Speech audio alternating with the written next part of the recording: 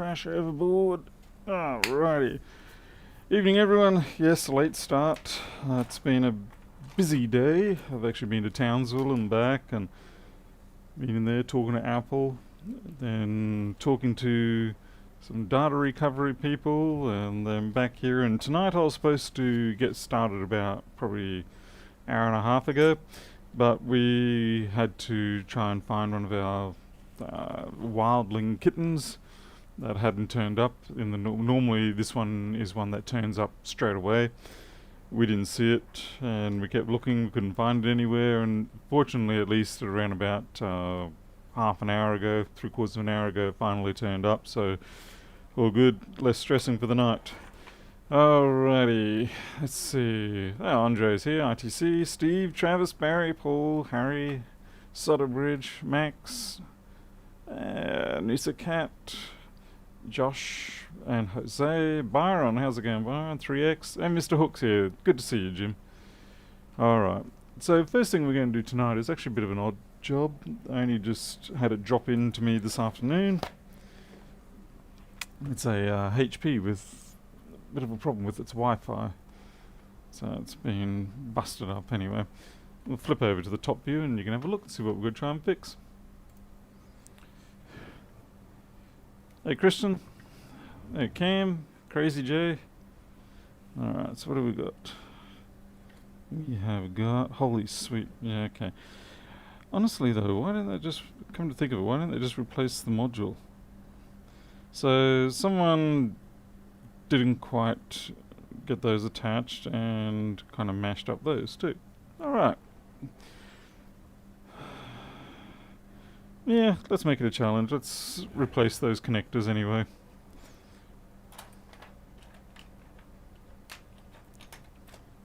I mean, it's not like I got a life or anything, or I should be doing paperwork. Okay, where's the battery on this?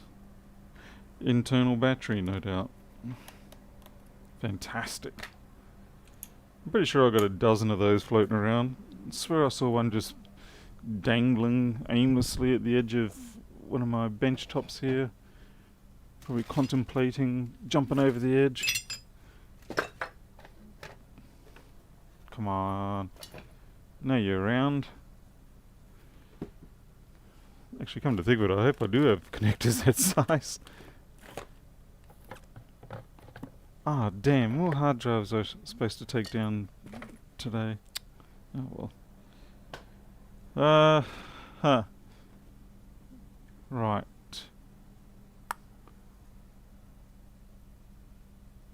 What are you going to do, Paul? What are you going to do? Damn it. You know what I probably did is I probably threw it in the trash. Oh well. These connectors are going to be the real problem. If I find another laptop with the same sort of connectors, I should be right.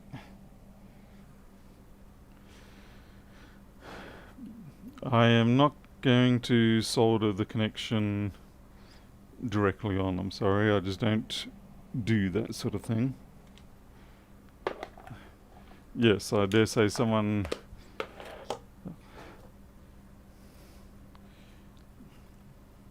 Oh, what's Paranov saying?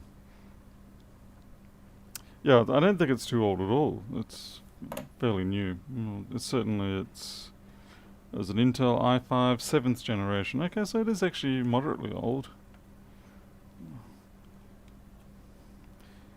Yeah, so really I need to find another laptop with the same Wi-Fi setup. I'm really thinking I should just swap that.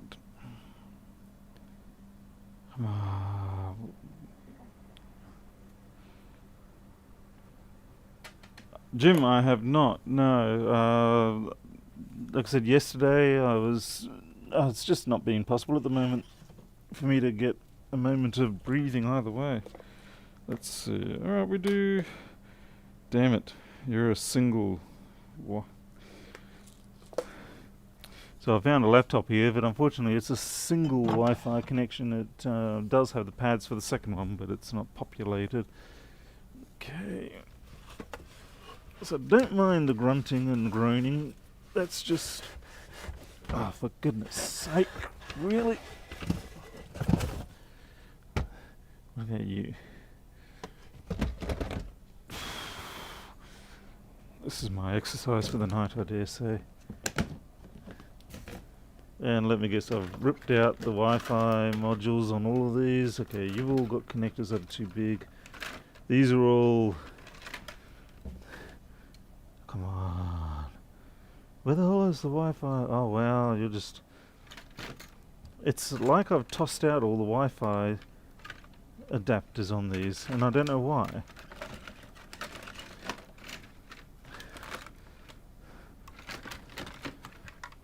I've got to say, it's probably Pelnov's fault. I mean, can't think of any other reason why I would do it.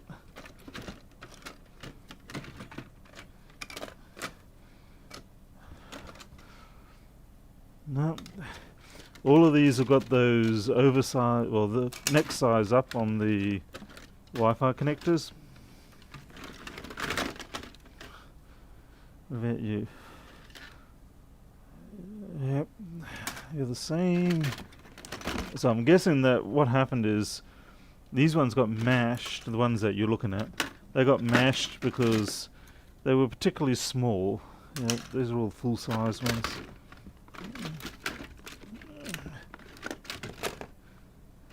You're also full-size. Wow, the one I toss out, or did apparently toss out, may well have been the one that I needed. Yeah, the only... Holy good God, man, this is heavy. Jeez. It's heavy enough that it could have given me a hernia. Ooh, ooh, ooh, it did jump off, and it is a double one. Ooh. Sorry, excuse my excitement. Please stand by while Paul re-establishes...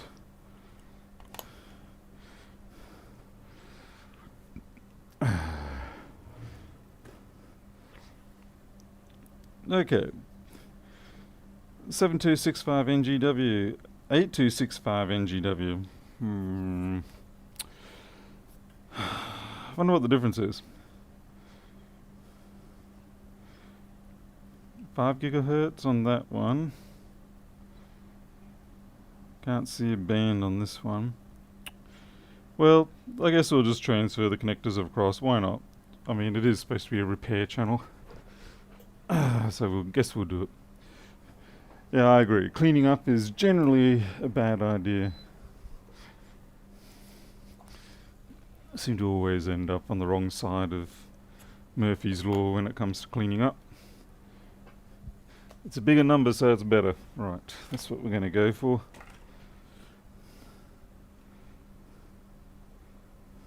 Neo Matrix. I don't have a lot of wisdom to share, but I probably can entertain you, at least in the sense of here's the list of things you probably shouldn't do when trying to repair items. Yeah, that's what you can use me for. A guide of what not to do.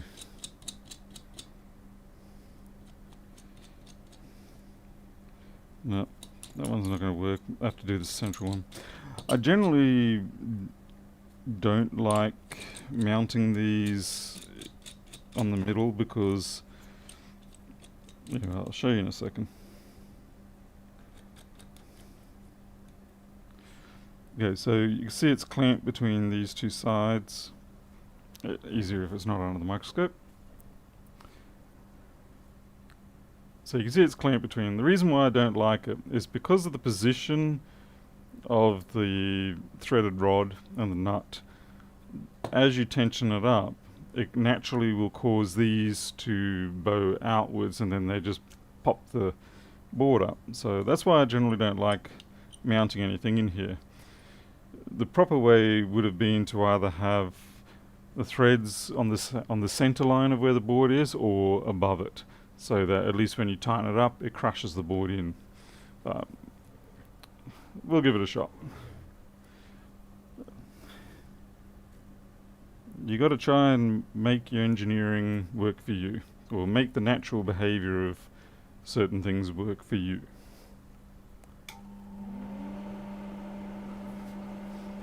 Really, Kristen, both the same. Well, I'm going to replace it anyway because, well, like I said, it's a repair channel, so let's repair something.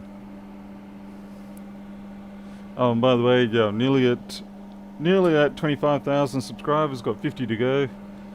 So we may get that tonight, we may not. Depends if we get any spammers come through.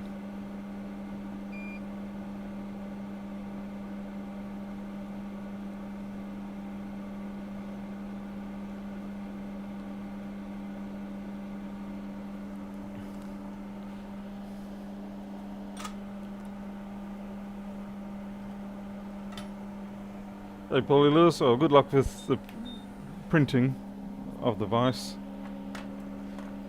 Ideally, yeah, see if you can get it on the center line. Why is it cat hair or something on there?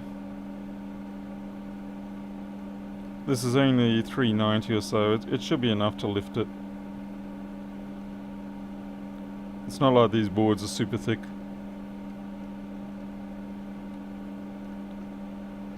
Might need more air though.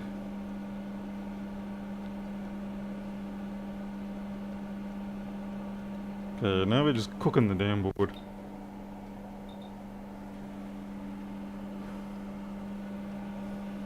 I just don't want to melt the plastic.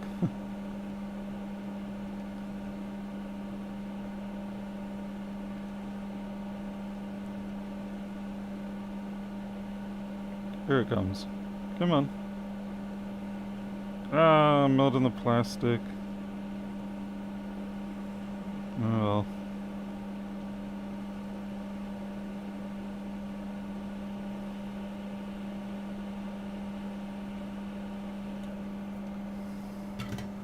Just would have been nice not to melt the plastic. Neo Matrix, you can just swap them out. But like I said, we're doing this for fun more than anything else.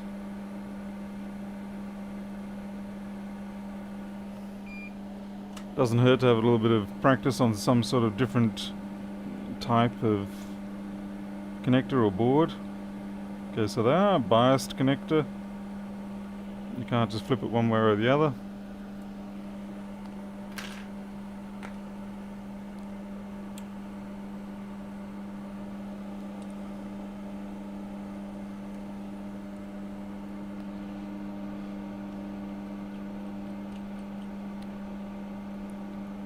Other side pull.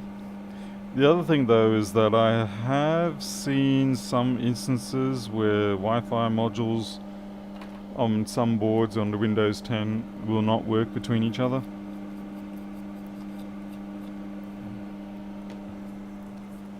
At least I've heard reports of it.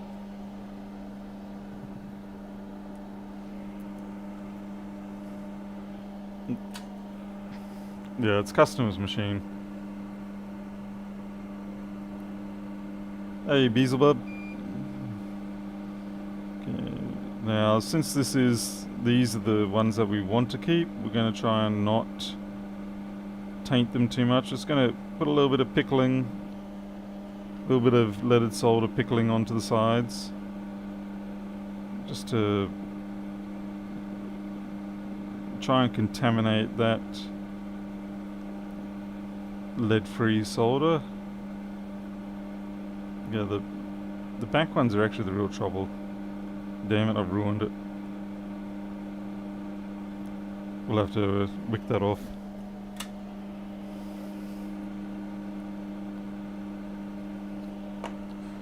The real fun is going to be doing the coaxial connectors. HP have Wi-Fi whitelist, so you can only put a card with the same device ID, sometimes right, okay. Yep. Thanks, Ben. So I wasn't completely losing my head. Okay, 8265 supports microprocessor MIMO. Okay. Thanks for checking that out for me. I appreciate that. Yeah, we'll stick a second shield on there.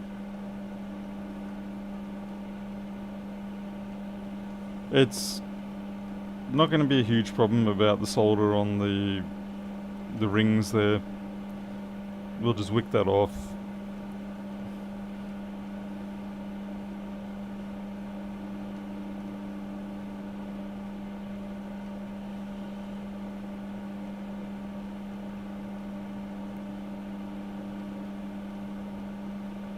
actually surprisingly slow to desolder these.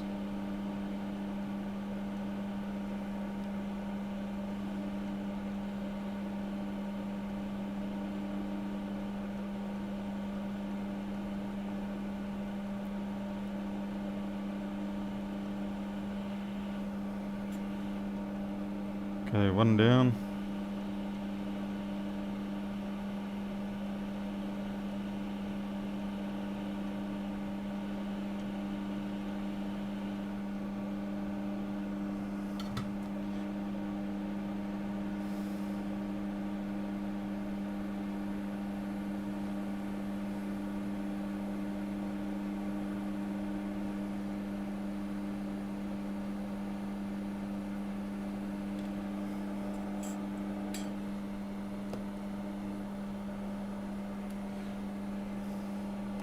The ring broke where I think the person just pushed too hard down with the when they tried to put the coax back on.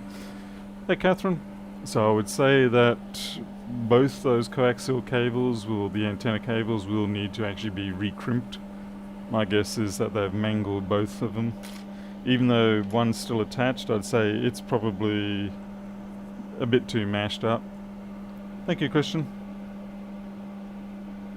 Okay. How is it? I just put that down and already you picked up some junk. That's fantastic. Brilliant. Yeah, I'm just going to make sure we get the right tab in the right place. Yeah. Actually, I should know because we've got that excess solder that we didn't want showing up there.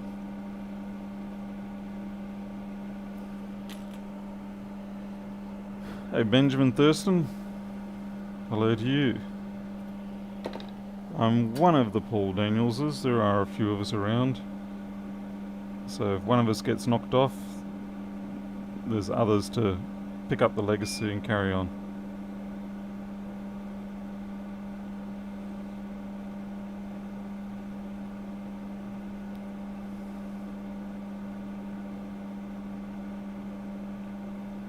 What the hell, man? I've really got the wrong soldering tip for this, I think. Yep, okay. I'm just going to switch over to the micro pencil. What I'm worried about is that as I'm working on this, the fatness of the chisel tip is going to result in me making contact with the ring. And you don't really want that. It's bad enough that I put as much solder as I did on there, I don't want to put more. Luke Davis, no, it looks right to me. Looks smack on right to me. Hey Roy Gordon, how are you? Okay, we've already got flux on the board, so we can... My god, there's fluff everywhere. The big problem here is my jitters for some reason. Yeah, it looks like we're going to need some assistive heat to get these suckers down. Okay, ground's down. There's 3 ground points. Hey, Warren Stamps and Pro Engineer, how's it going?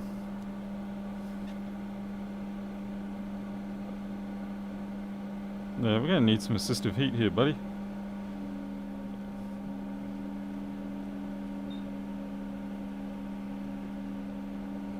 I'm just going to leave them pretty much as I found them originally, which is like that. Jitters, not enough sleep, definitely.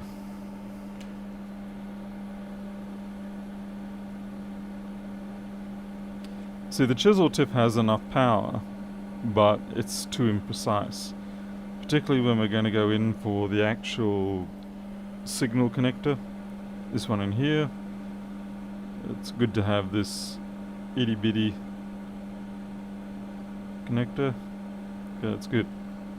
That one's not so hard to do because that only has, if you look at the connector, it's only got the trace there in terms of what's going to take up all the heat. Whereas all of these 3 here, they've got this whopping great big ground plane which then attaches to the metal case. So that's why it's harder to get them to stick.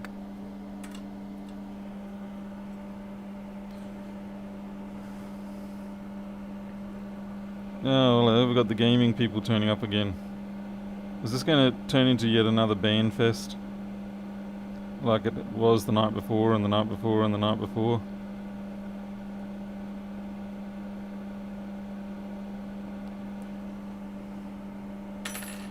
What pence? This is the K something. Oh, I don't know. You honestly expect me to know the gear that I'm using? Unrealistic standards, I think.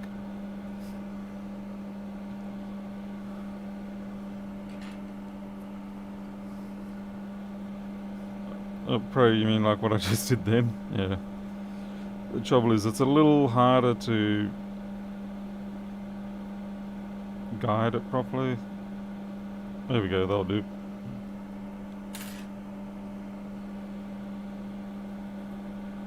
Often I will be thinking a lot of the things that people think you're gonna write on the channel, on the chat, but sometimes you pre-eliminate a lot of stuff. Okay, I need the assistive heat, but I only want 250. Okay, 250.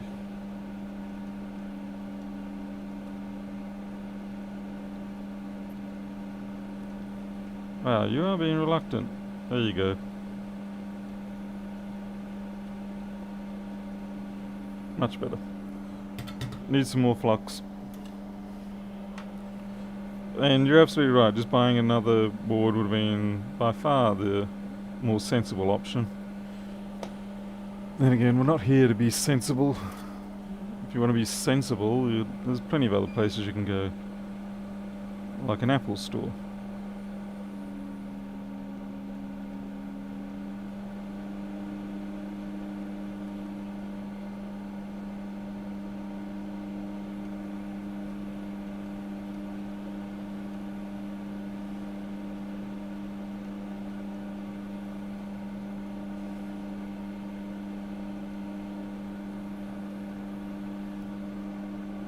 I think it looks tolerable.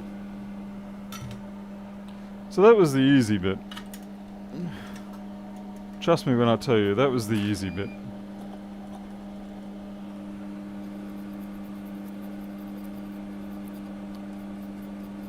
Well, I guess I didn't really need their serial number.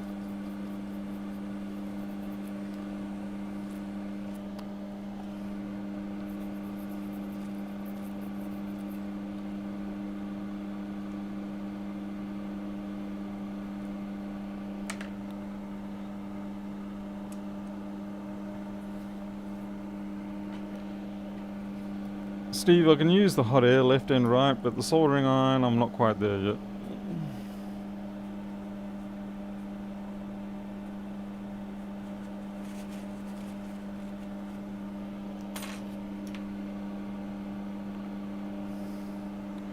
I might even put that in the ultrasonic. Okay, so as I said, that was the easy bit. The hard bit is, well, we've got to find some coax connectors and prep the cable. I do wonder if they're in fact the same as a MacBook. Let's see if they're the same as a 1466 type. They certainly look similar. Ow.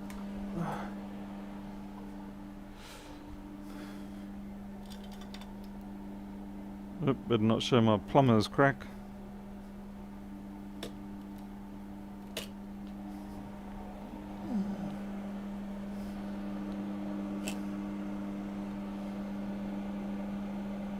Damn it, no. Are they different or the same?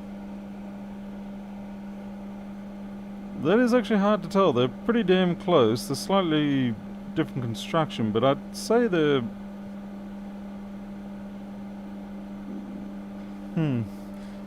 I'll get myself a MacBook screen and test.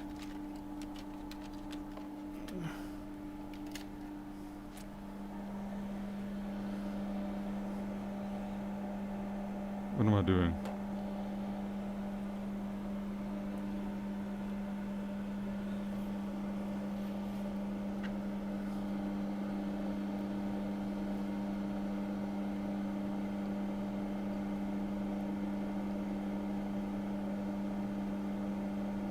Yep, they're a fit.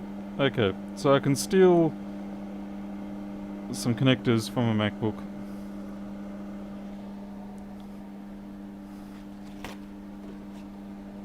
Would be a lot easier if I just had these connectors uncrimped, but we don't get the privilege of that tonight. Who knows, F1 Pro?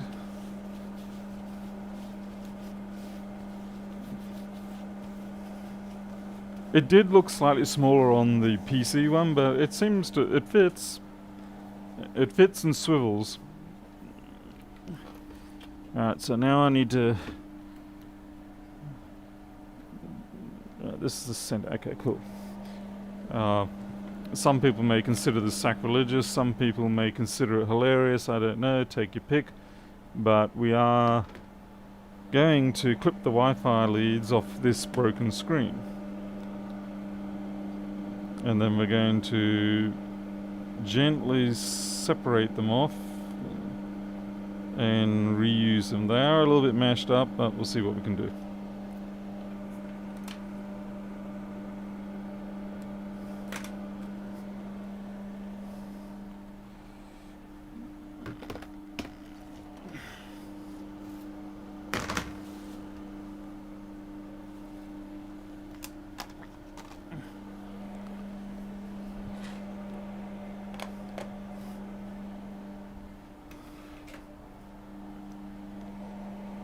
I'm just trying to prep everything.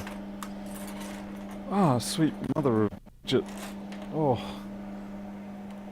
Very sharp tweezer point just drove itself into my hand. Apparently that hurts. At around about 50 hertz.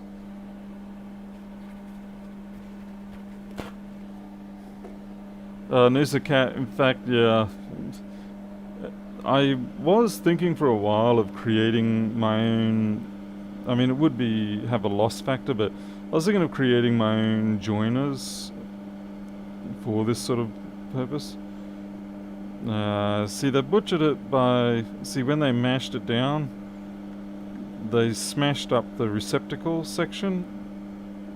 So you see how it's closed up?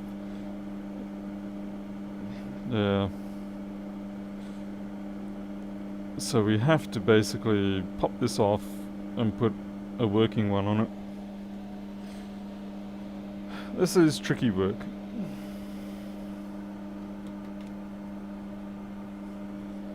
Let's try to get a little more height.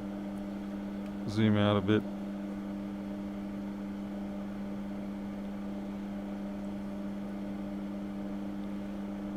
I want to try to take this off carefully, because I want to not damage the cable underneath, because at least it will already have been prepped.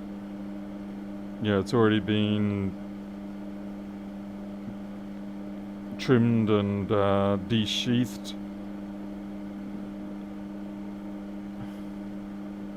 So ideally, once I release this, I should be able to just slide it off. So this is the hard bit. This bit here, you've got the fingers that crush over on each other. I'm also risking hurting myself here. I was just thinking the other week that it's about time I bought myself a bunch of these and a crimper for it. Because it is fairly common for me to have to replace Wi-Fi connectors. I mean, not common enough that I sort of think I absolutely must have a spare set of these and crimpers, but often enough that every time it happens I think to myself, I really should get it. There we go. It's a shame about that. Sometimes you can, you know, just grab this inner section, but no.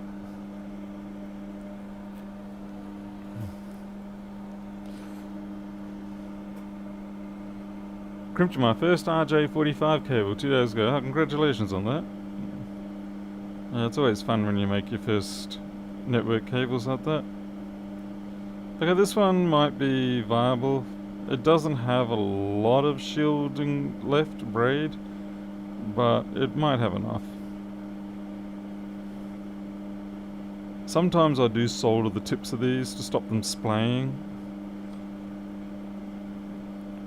Let's see how we go, eh?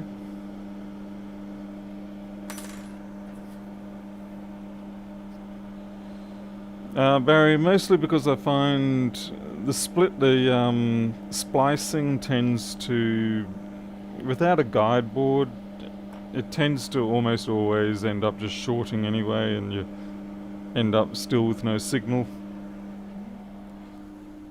Like I said, I was coming up with a board design that could be used so that you could cut it and then attach, solder it on, and then use. Anyway, I've been thinking about it.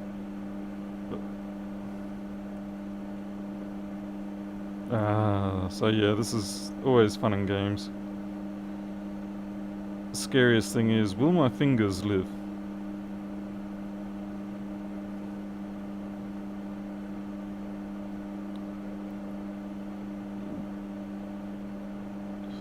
Someone remind me to get a proper crimper and a bunch of these. The only trouble is the crimper's probably going to cost 150, 200.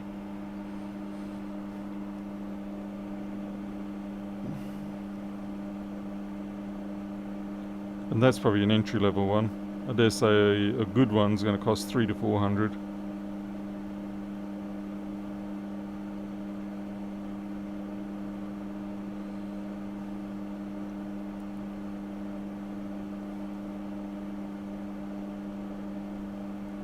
Damn it.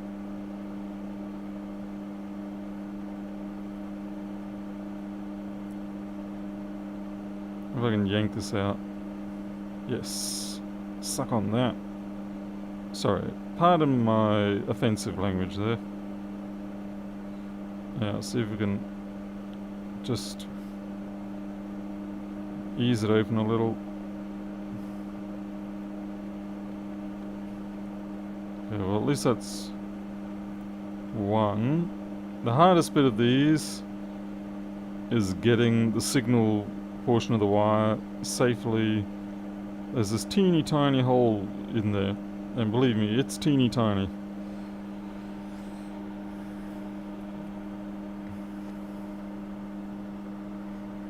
Well, yeah, it is much easier to solder the wires, but that's not what I'm going to be doing. If I wanted to solder the wires, I already would have done it, but I would prefer these things remain removable, so the customer can, of course, at a later date, remove it if they so feel the need. Oh wow, these are my ancient old needle nose, complete with hot glue on them. Fantastic. I was trying to find a suitable blade driver that I can use to open this up a little bit.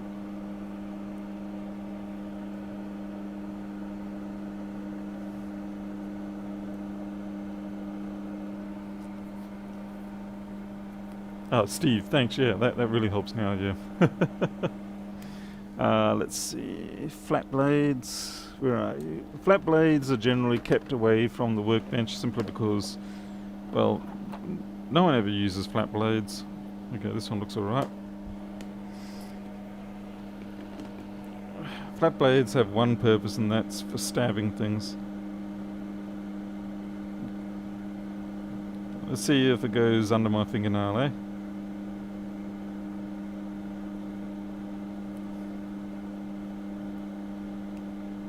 There we go. Beauty. God damn it.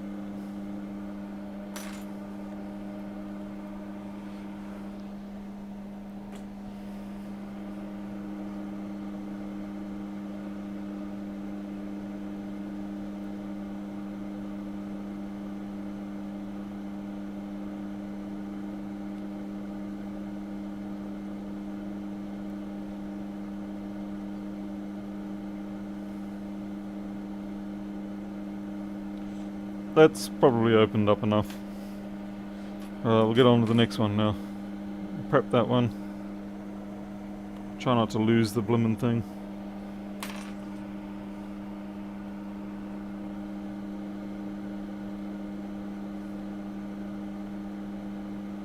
Or we can just yank this. I mean, crikey, half the problem is with these is that they're all too easy to yank out.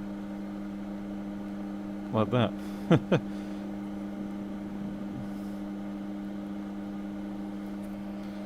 mean, that's the thing that we're all worried about when we are working on the MacBooks, is the prospect of one of those Wi-Fi cables just popping loose, and we have to sit there and decide, are we going to cry now or cry later, you know.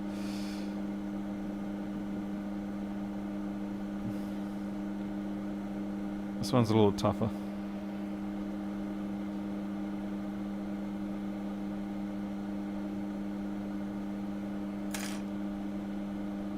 I apologise if the focus is not ideal. It's not brilliant for me either.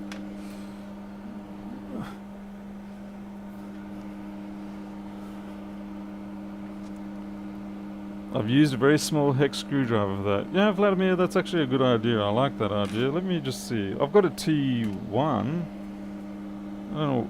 Okay, so this is... Okay, that's a TX2. I know I've got a TX1 around this place. But I like that idea, Vladimir.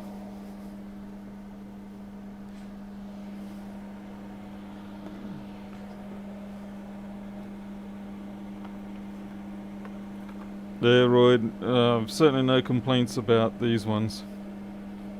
I mean, I paid a pretty penny for them, but yeah, they're going to last me a very long time.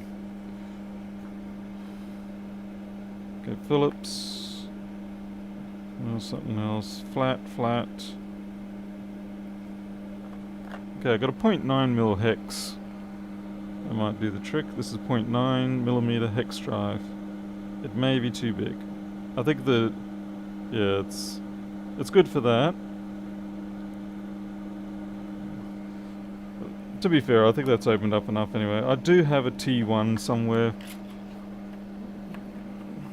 It's probably off fighting with the T2 to prevent Skynet coming alive.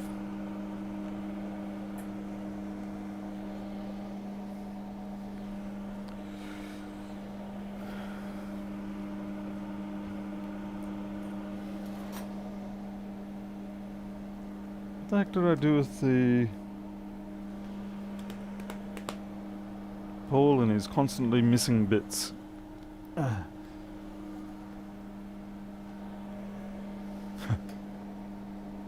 Where on earth did I just put my mat?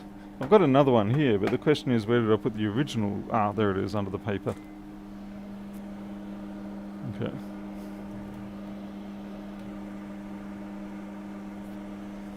Yeah, Benjamin, unless you had a very tiny hammer, jeweler's hammer, or even something smaller than a jeweler's hammer. Now this is where it gets really difficult, because I have to work within the confines of, you know, this PC.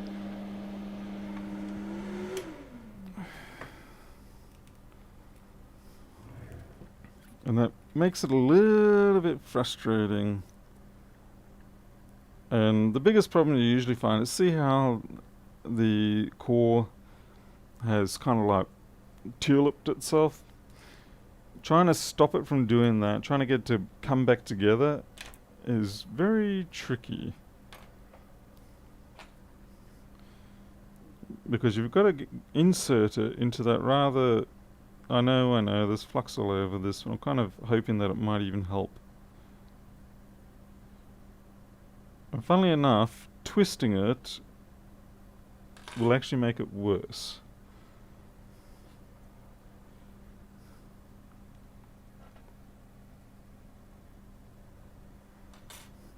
It makes it worse because when you twist things, it tends to fatten it. Ach, man. Okay, let's see what we can do.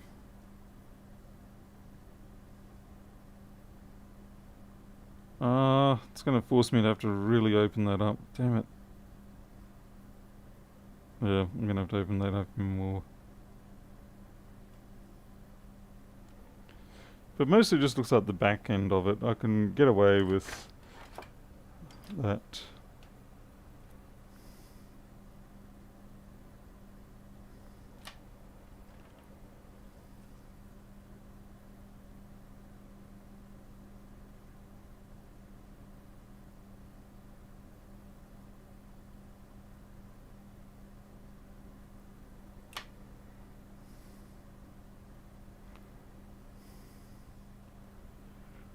Yeah, Chris, I can appreciate how you're feeling there because I know when I watch other people, say, do board trace repair, very much feel the same. Yeah, that mongrel of a thing doesn't want to go into that slot, and if you push it, all that's going to happen is it'll just fold back on itself. And I have seen people reconstruct these, having done this, and they just left it like this, and I was like, that is not connected. I have a tapered pointer I use. Oh, right, yeah, for the... So at this point I do start to wonder whether it's more viable for me to add the tiniest amount of solder onto that and get it to at least be solid. Okay, is this... I think I've got a different one here. I picked up the second one. And the other thing I'm wondering is, where are they though? Yep. Okay, these are my very nice non-serrated good pliers.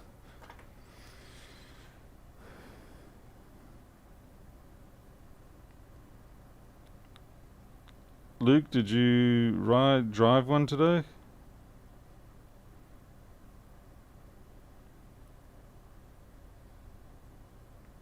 I swear I'm gonna have to solder this.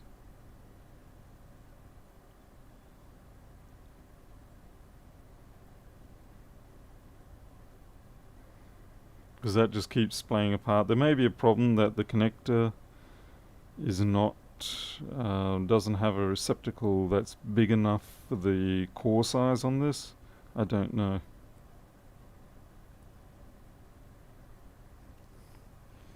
Should really open that up more. I'm not going to say anything.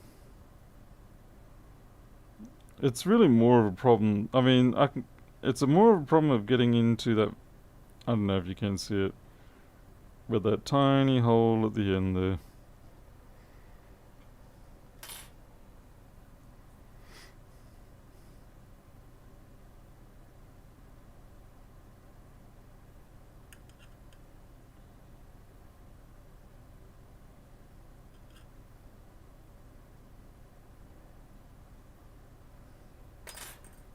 We'll see.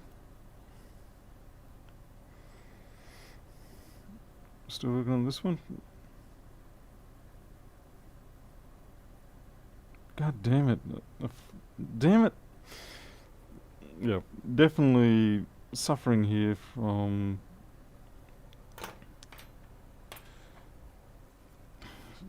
It'd be nice if it was all just mounted, spot welded to something.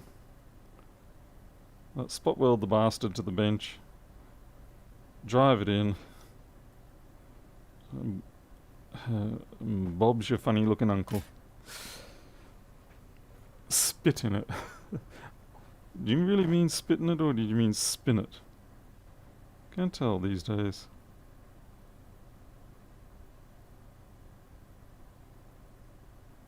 No, fuck. I mean, whoops. Wow, ma.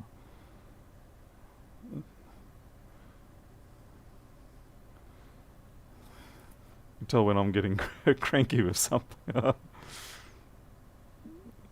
Not holding the tongue in the right position. There you go. Greg knows about this stuff. Greg's a professional.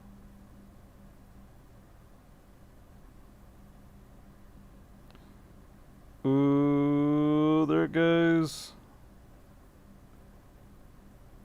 There it goes. Come on. There. Yeah. Oh, yeah. Oh, yeah. Yay. Okay. Now to crimp the bastard back down before I actually have it slip out. I just noticed it actually is a little bit problematic here because, yeah, I see the difference now with these ones. These have a much shorter neck.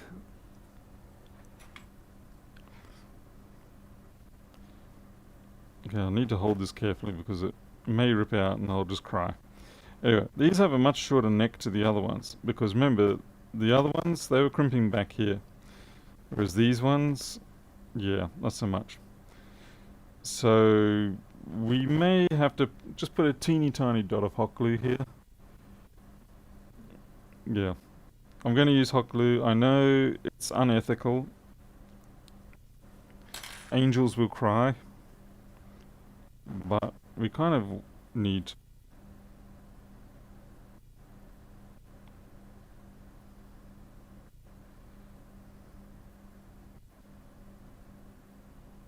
I'm going to take it off. Just heat shrink it. Honestly, it's not that critical. It's not like... we're not passing flipping 10 watts down this thing.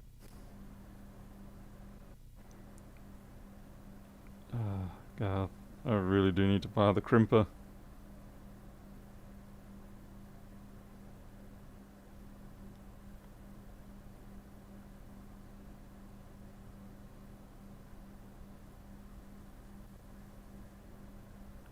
If AVE saw this, he'd scream.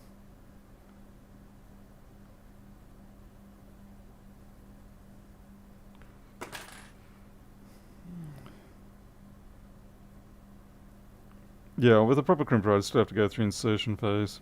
Yeah, this is going to need a dash of hot glue, I'm afraid. It's okay.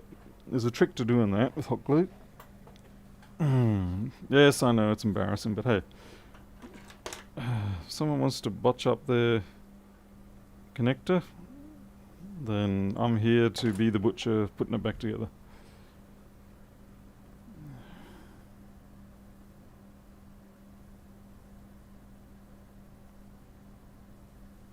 Okay, that's actually way too big. And it's forever gone now.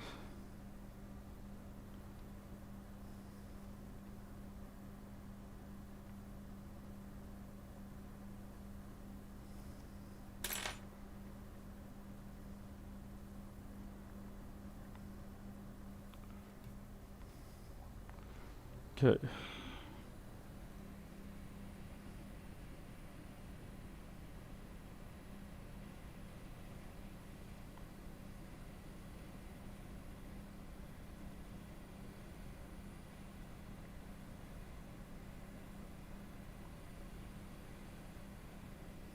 Burning fingers.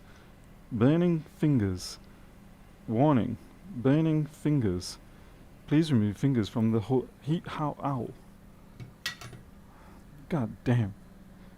That was burning hot. I didn't get it to wrap around yet, but my fingers kind of stopped me from doing that. That hurt. I suppose I could have held it with the tweezers. Should have held it with these. Hey, Richard Bicker. Let's try that again, using a proper holding tool. Now, of course, I'm hoping I don't melt the plastic on the laptop itself, but I should be okay. 250 is not likely to cause me that sort of grief.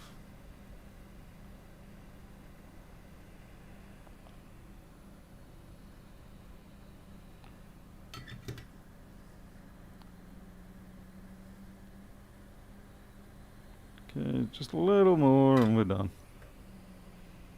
Just a little bit further, won't you flow? Just a little bit more, come on. Okay.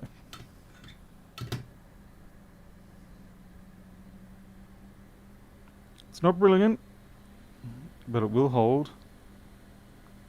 And best of all, it's pretty much sealed. Hey. Nice.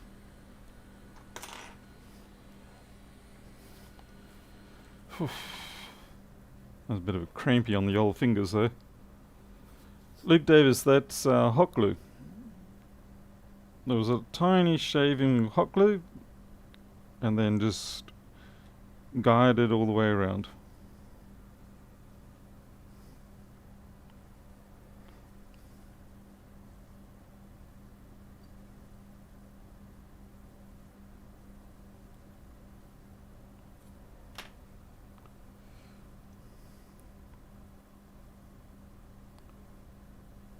Please use your Glad orb and fix the A1707 What?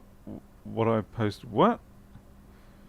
Crazy J, I genuinely am not sure what you're trying to tell me there. I'm sorry. I may sound stupid right now, but I really don't quite.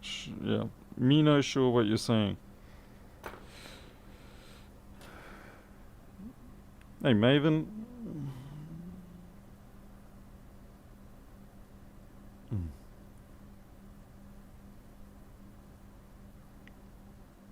I do like that suggestion about using these. That was smart. Thank you for that.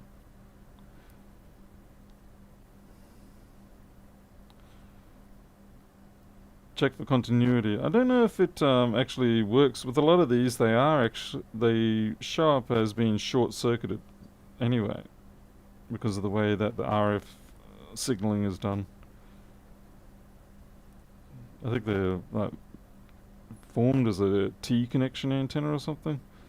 But yeah, I found they generally show up as short-circuited, but I will test them. That one's got a much bigger recess in there, so it should hopefully be a little bit easier. Famous last words. That should be easier. Easier than what? Easier than flying to the sun? Sure, maybe. Maybe.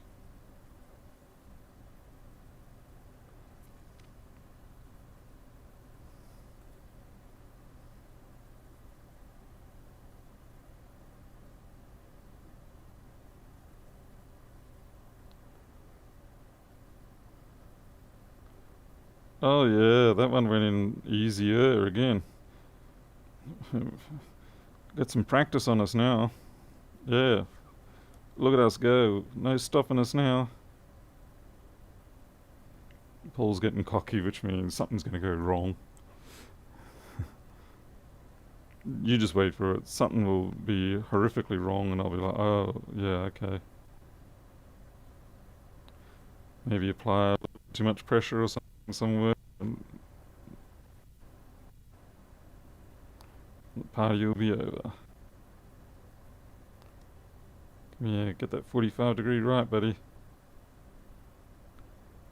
Shoot, just kind of crushed that a bit much.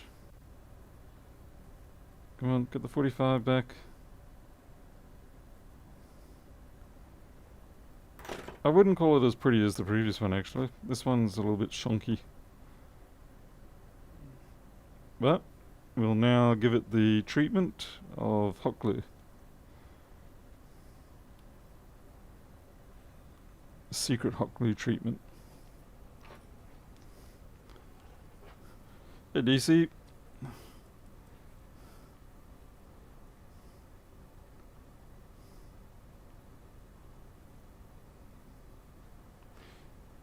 Just trying to get the right.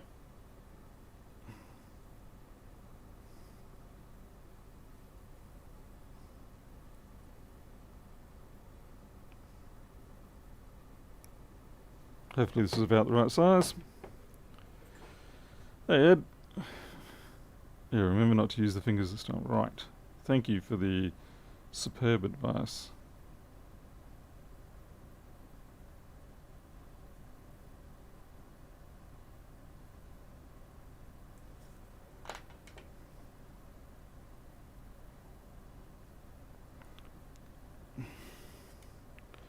It's definitely awkward to start with because you've got to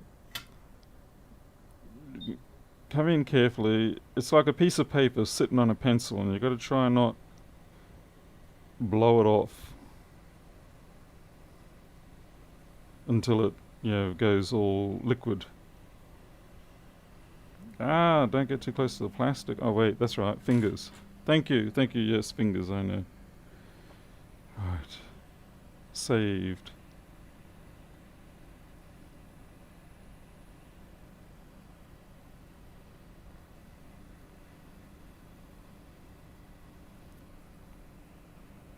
Not as pretty as the other one.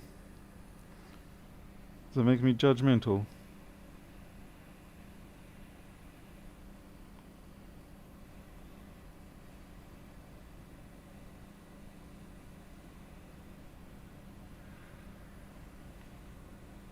Well, not a glass blower, but Instead, I'm a hot glue blower.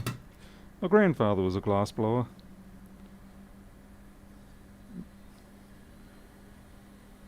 Yeah, that'll do.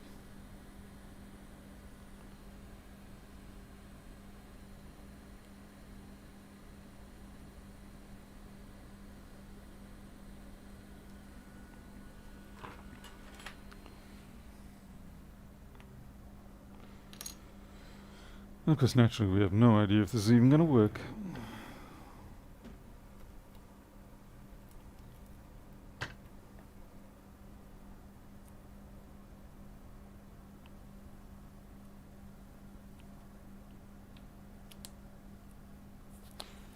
Best thing of all is the battery is still connected throughout this whole process.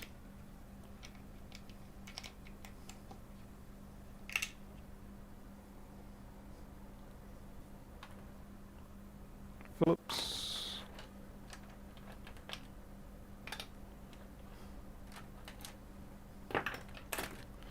Don't really have a large number of Phillips drivers on this bench. Oh, there it is.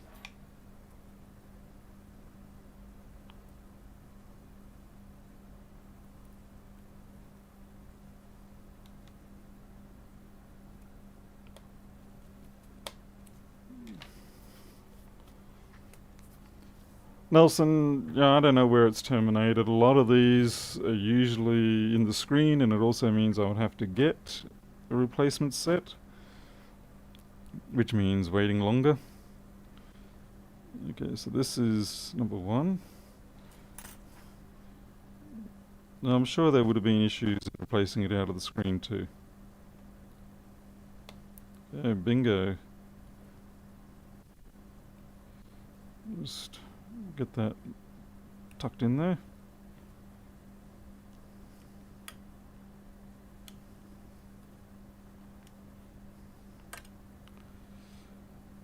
Okay, I did install this one slightly off from where I wanted to naturally be, but oh well.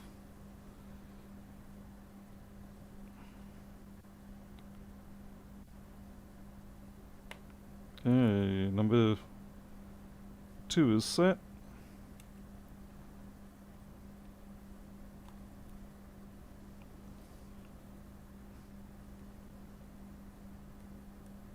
Okay, they're freely rotating, so that's good.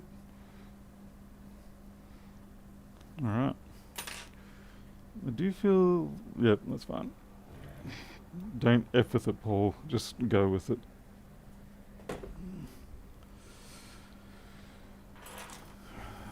Now, how do I even test this?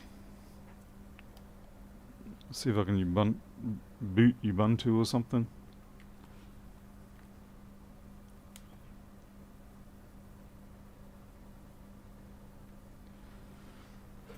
I don't know if this is even going to boot. Oh, wow, nasty. Someone's had a bit of a dingle on that one.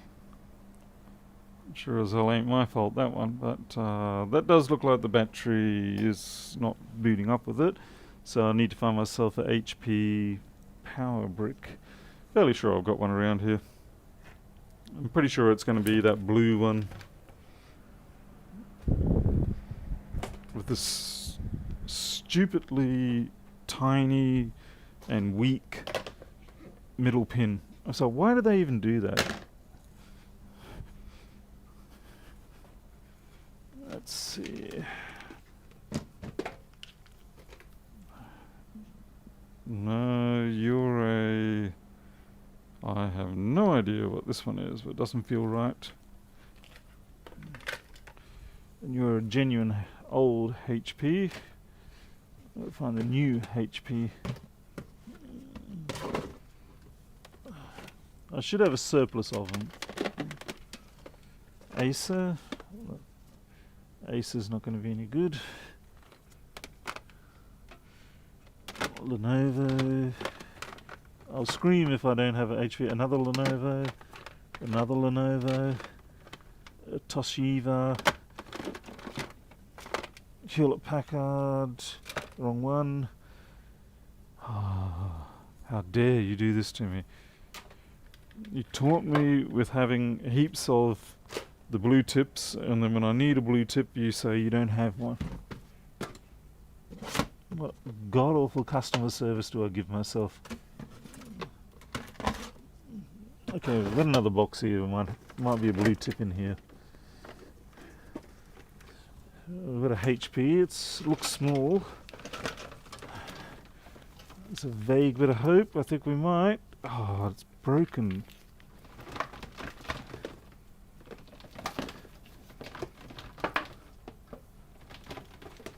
Well, I don't know if this is going to work or not, but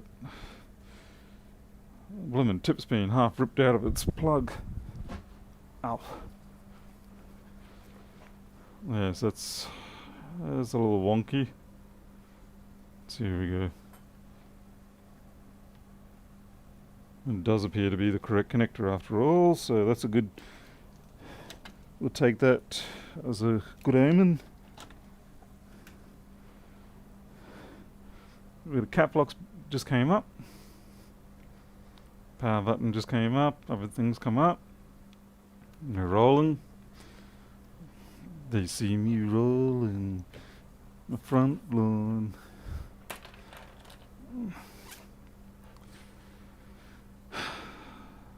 PC ran into a problem. Needs to restart. We are collecting some data for you. Oh, crikey. Flippin' Windows. Honestly, it has a neurological breakdown every time someone takes its power away from it.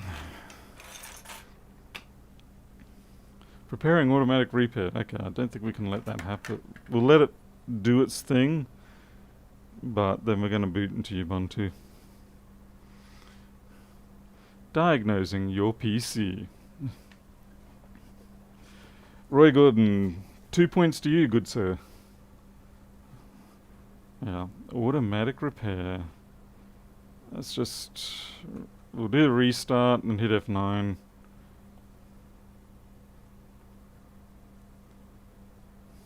At least I'm pretty sure HP's still F9 for this.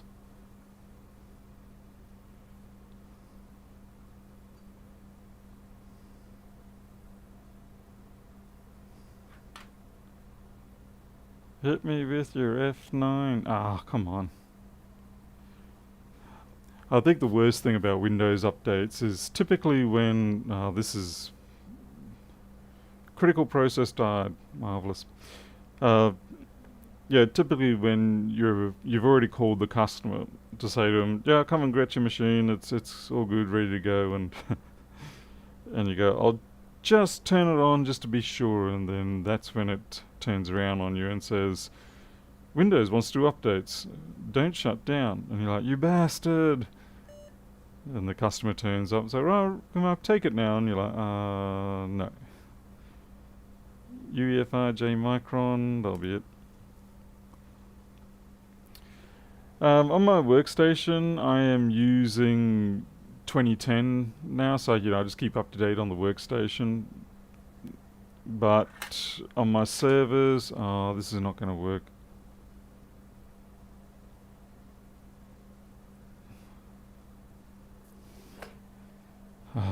Preparing automatic repair.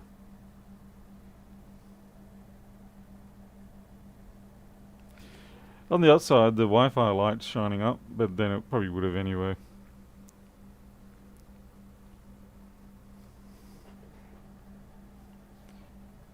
Advanced options.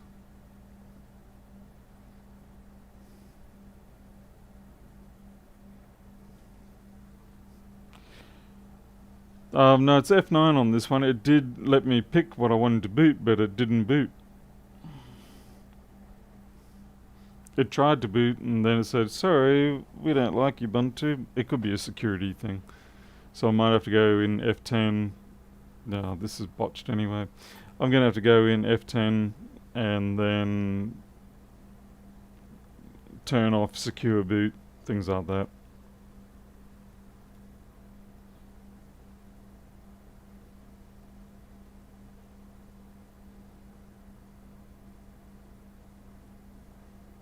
Okay, setup menu. Security.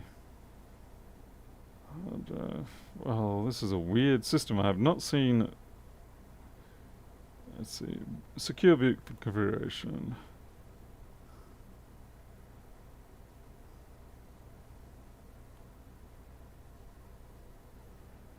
Legacy support enables secure boot disable. It is actually set to that. Oh, that's problematic.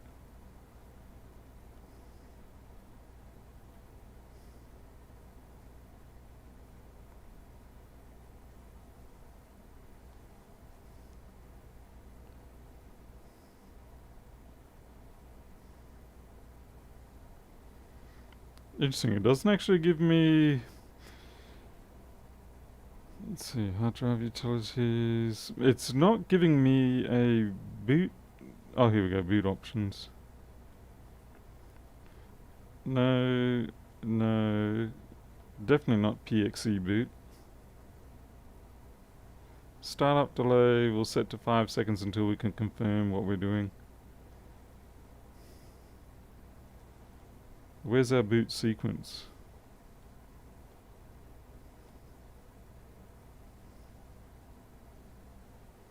Okay, it seems like I can't actually modify it at this point.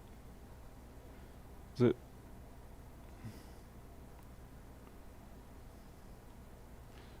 It's a lot of trouble just to see if our Wi-Fi is working.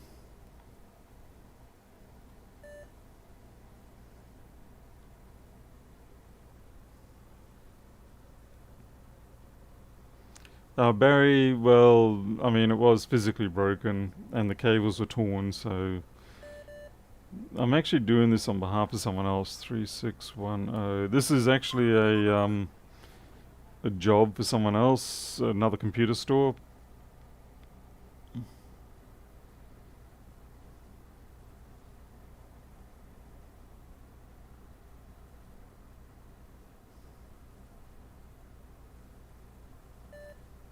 F9's the boot on this one.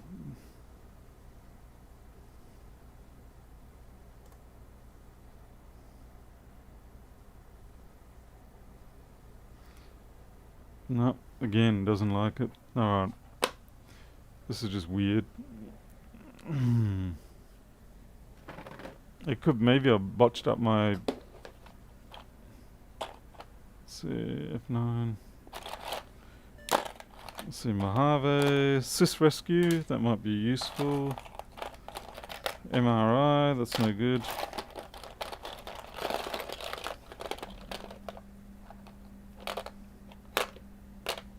FreeDOS, that's always good.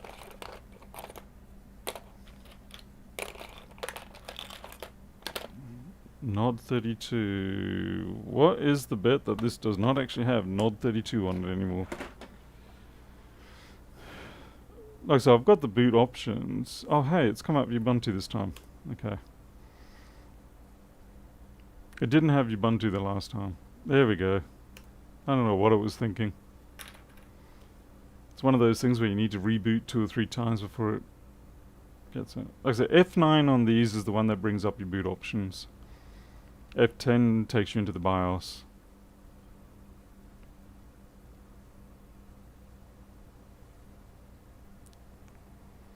The problem was that it was showing me a boot. It wasn't showing me the Ubuntu UEFI, whatever you thingamajig. It was just showing me the actual device, which was weird. Let's see, function. Okay, let's get some brightness here.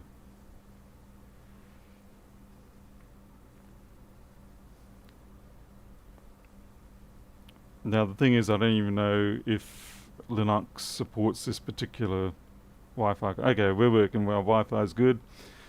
And the fact that it's picking up my D2G and G2G networks means it does, the antennas are working, because they are on the far side of the house.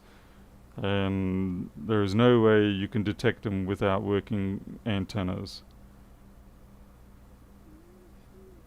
Okay, cancel. So that's good. That's working. I've done my job. Power off. Now we can get onto MacBooks. Should be dual band as well. I don't know if I've only got my phone. I don't think I've got any 5G networks set up in the house at the moment. 5G is unfortunately pretty useless in here, so I don't even bother with it. I mean, it's fine if it's in the room, but outside of it, nope. Because these walls are about 150, half foot solid block. I don't mean blocks where they're made of concrete and got holes in them. I mean, it's actually just like a half foot thick solid type concrete wall in effect. And there would be, if you go through here to where the router is, you'd easily go through a meter of concrete, so it's not happening, even with reflections.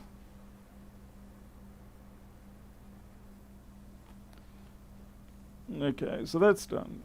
I'll test it further, but I'd say it seems to be just fine. Let's get on to some MacBooks. I better put away the trash that I brought out before. Otherwise I'm going to trip on it. I wouldn't say the walls are cyclone proof, not even close. Besides, most of the time, when it comes to dealing with cyclones, the main thing you want to do is keep the roof attached. And you have to do that, you've got to bolt the roof basically down as hard as possible onto the ground. Oh, crikey, mate. You said you could do that. Not me. Right. I'm going to have sore back muscles now.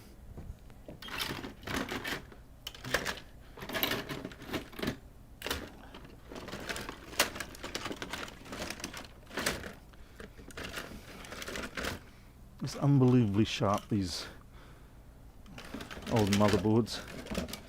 Unbelievably sharp.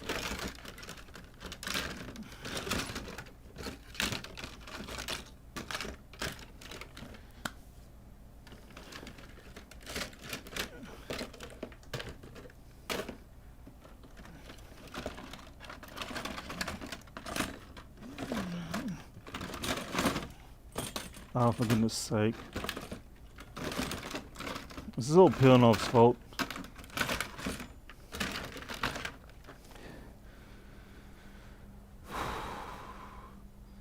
So I'm almost worn out from that.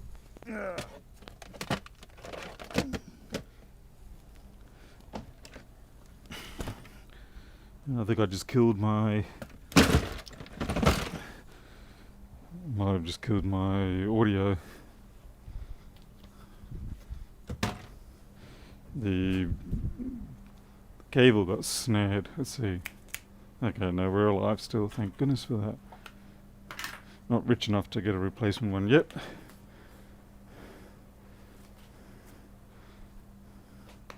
Right. Hands are all sweaty, so they're going to have a bit of a clean up. Get some wholesome methylated spirits, which has no wood alcohol in it. Just makes my hands taste really bitter, which will probably stop the cats from chewing on my hands.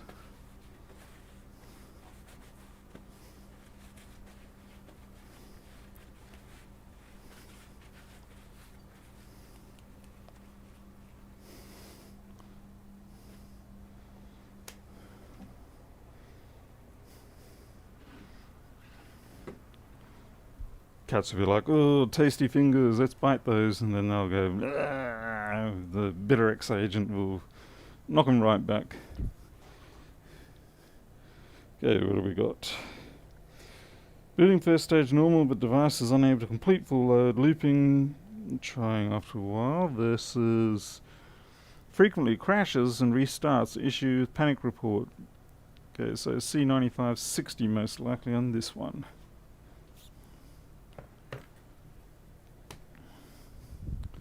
So let's have a look at a possible C9560 machine.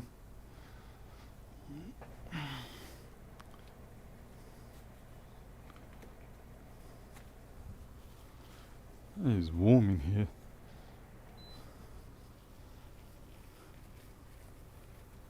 To be honest, I don't mind when cats bite my fingers, but yeah, they rarely do any real harm. It is the claws that are the great troublemaker.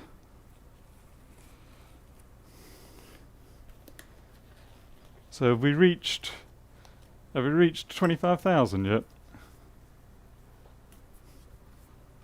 I should have a look at the statistics. YouTube dashboard, open a new tab. 974. Okay, so we've got 25 to go. Alright. Guess I've got my work cut out for me. Just clean up some of this trash.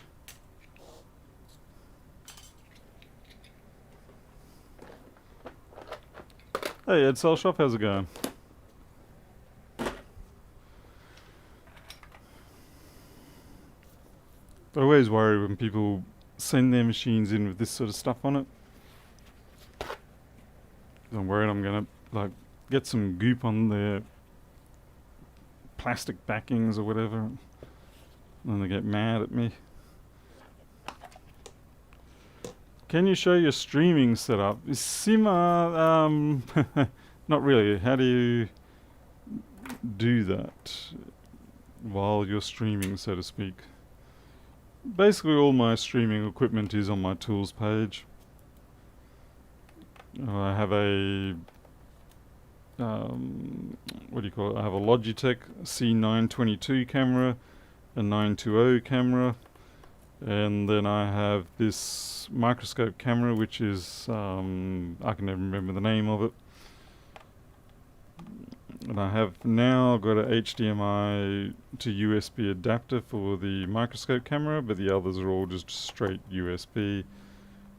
The audio setup is a Samsung XPD or XDP1, and that's about it.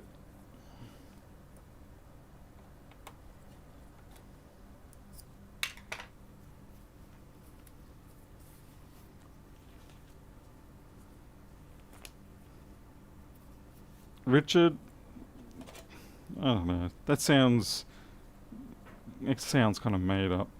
Right, this person's serious. Very serious.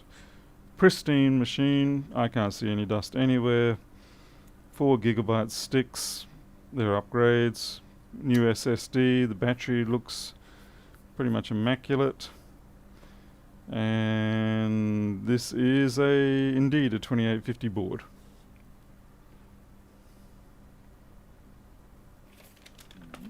Let's skip the scan in. There we go.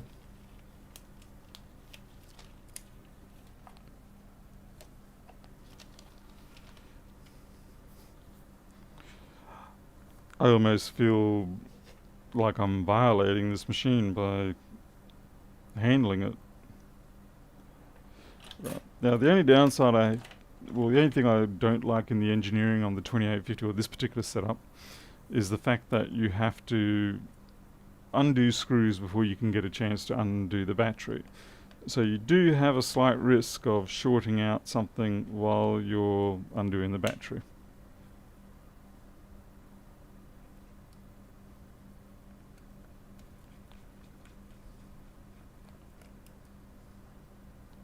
And it looks like the battery's taken a couple of hits. The plastic's broken off there, and I can see it's split in the middle too. So it could well be this is an original.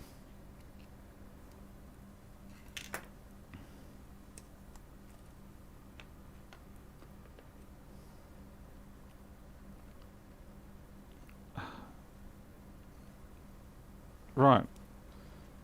I didn't need my fingernail bent back like that today. Again? Seriously? What am I, Bart Simpson trying to grab a muffin?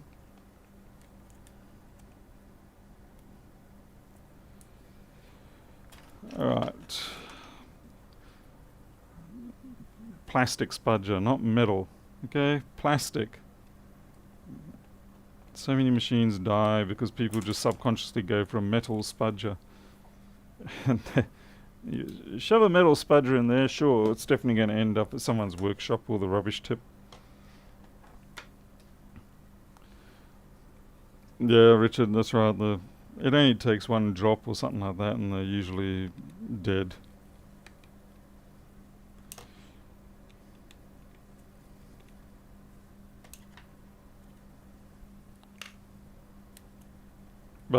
overall, this, given the age of this machine, I am very impressed at how clean it is.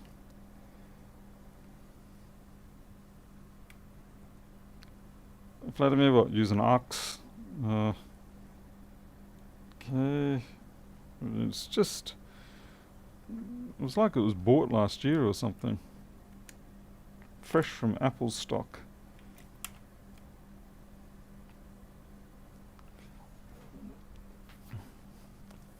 Yeah, proper optical drive too. It's impressive. Sad that I'm going to be sullying it up with flux and solder and all that jazz. I'll do my best to minimize the amount of stuff that I have to put onto it.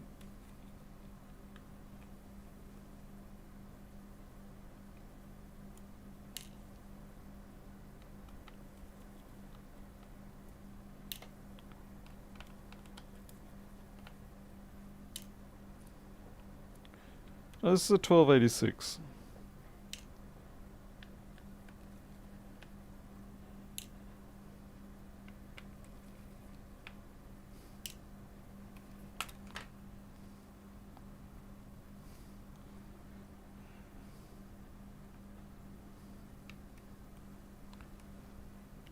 What? No, this is 1286 2010, I think. Pound to 2010, is it? My brain doesn't hold on to those little tidbits.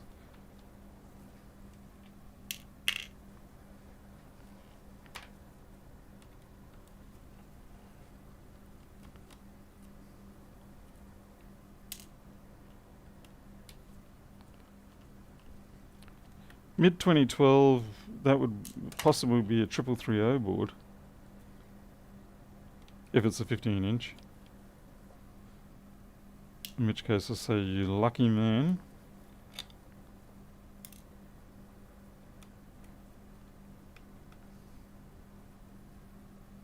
You got a 1286. You sure you got a 1286 and not a 1278?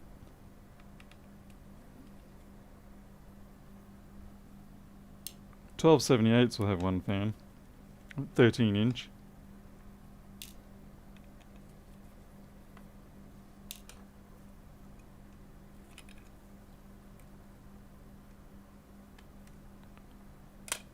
$15-inch with one fan. Okay, I don't know what you got there. Maybe that's like a 2007, 2008. Not sure. In which case your 1218s or whatever numbers you were talking about before would be somewhat more applicable. But yeah, this is pretty sure it's 2010.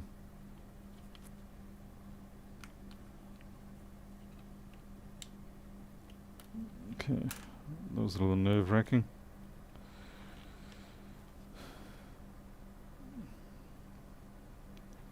Now at this point, you have to, I knew there was something else I was holding on to here.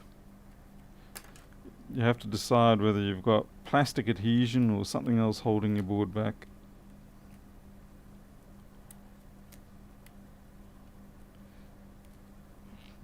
And the noise difference, yeah. Okay, this definitely has been in here for a little while.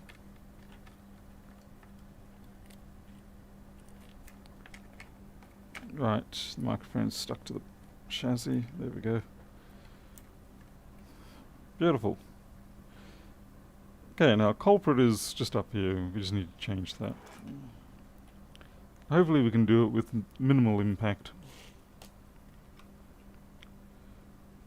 Decribbles, you can't donate, as in what sense? As in Super Chat? I thought Super Chat should be active. Apologies if it's not.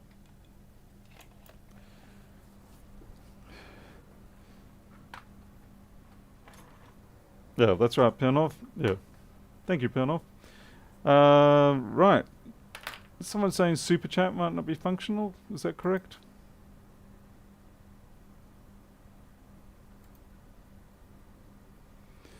Well, maybe someone can tell me if Super Chat is present let's see, insert, add, create, stream. And I wouldn't know how to change it if I had to, I'm sorry to say. Oh well. It's there, thank you Greg, I appreciate that.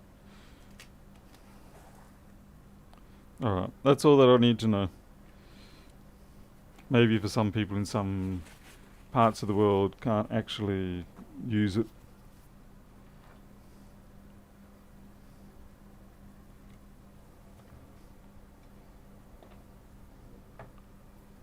Thank you, Jim.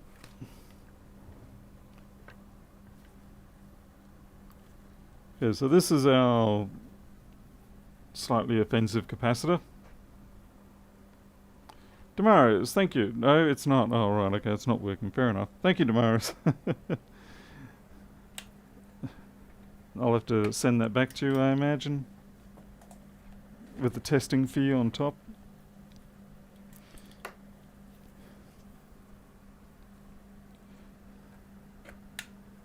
You usually can do these capacitor replacements without hot air, but I will use hot air as a assistant. Vladimir, yes, 100 ruble, thank you. Looks like it is working.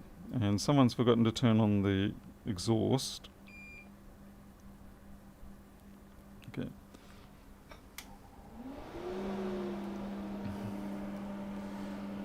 So what we do here is we basically rock the capacitor out. Now these capacitors have what we call gull wing legs on them, and that is, well, I'll show you when I get it out. But because they've got gull wing legs, pads, you can do the rock out like this. So you just lift it up there. Do the same on the other side. The other side usually actually you can just, it's a little bit harder on this one because it's got a fatter plane. I think I've got a bit of solder still under there. Yes, I do. There. There we go. But yeah, see, these are gull wings. So you can see it just folds underneath, and that allows you to like lift the cap. You got to make sure the solder is actually melted. Otherwise, you'll have a very unfortunate looking board afterwards. Mr. Hook, you should not be sending me anything. Definitely going to send you that back.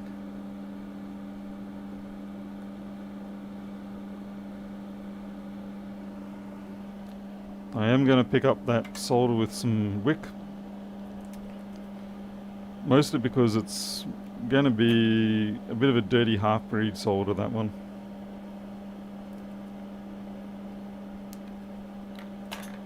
And we don't really want to put our capacitor on the dirty half-breed solder. Jakibbles, well, take care, enjoy the schoolwork, and, well, gonna see you around later, eh?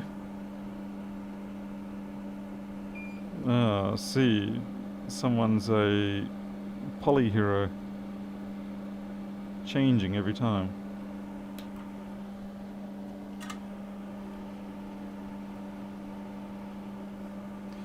The value of the cap, I believe it's a 330, and we replace it with a nice little ceramic. Well, 300 microfarad actually. There we go. And I just happen to have one here that I actually took off a board the other day. Maybe I shouldn't use that one. I'll see if I can find my proper stock again.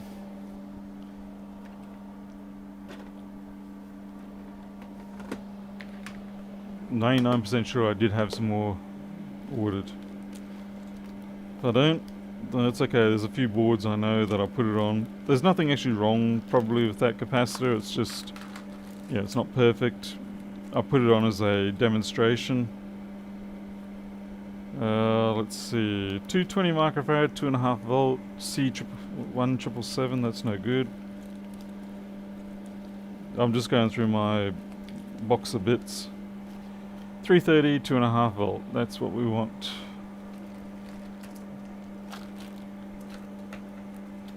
Brand new.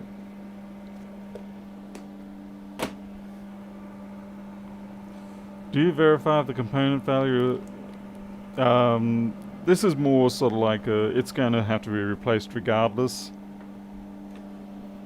So I guess really I should be testing these before I replace them. It's, my own punishment if I don't test beforehand. So we'll throw that one away.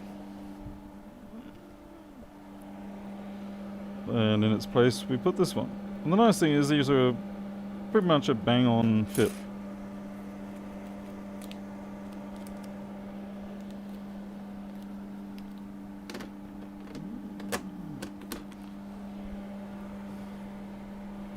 Hey JB, how's it going? 10 minutes here.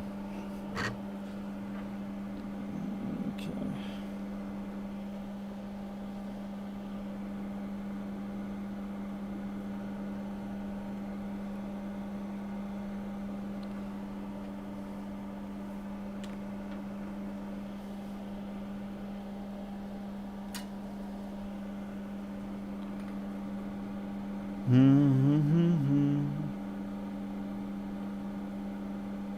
Come on. Alright, Paul botched that up.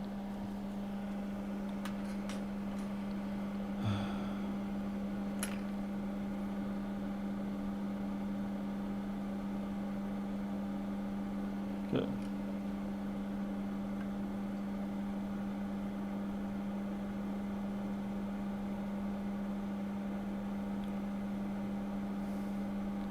Nope, botching it up.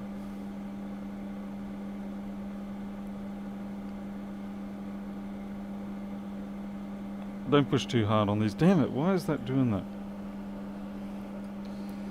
Just when I'm on stream it decides it's going to misbehave. Of course, naturally.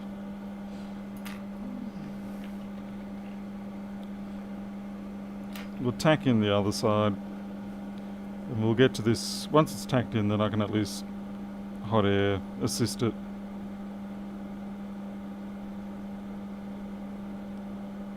Okay, that's a much better fillet.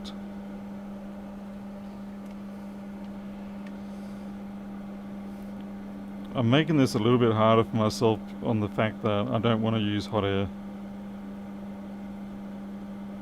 Okay, now let's get the assist.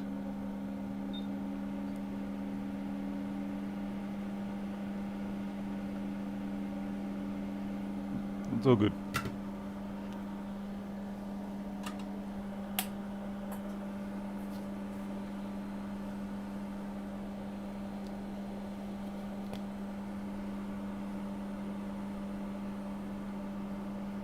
Hey JCT, how's it going?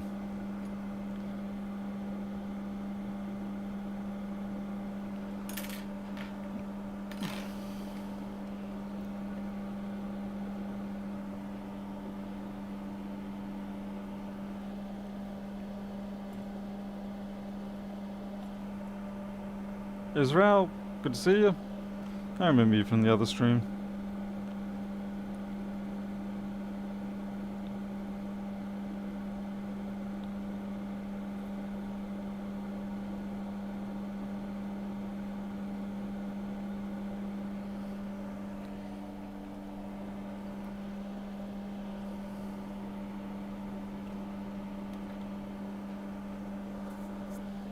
In this particular instance, we can get away with replacing the tantalum with these MLC ceramics.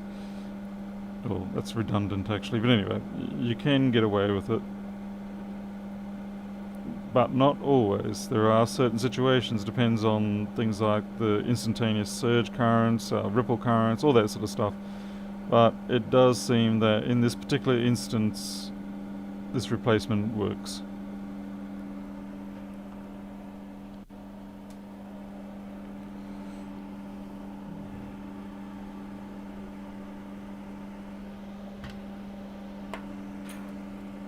I mean, I suppose you could always try and see how it goes, but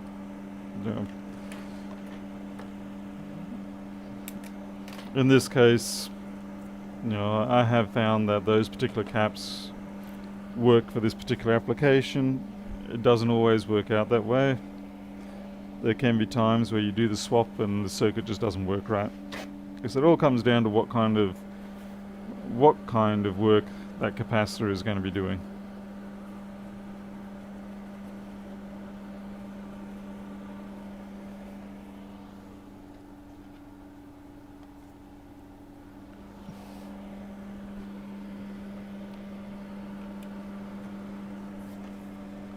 Now the nice thing is it means I don't have to ultrasonic this board, because this board was already beautiful, so we don't want to have to mess with it at all. So we took the extra time and did it the slightly harder way to swap that cap without sullying up the board.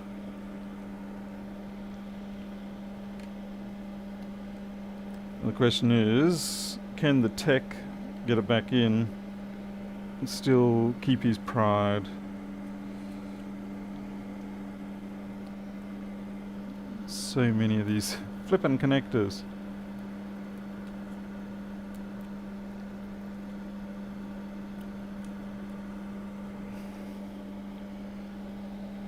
Oh, I know what's going wrong. Idiot. I forgot to put the microphone back into its little cup.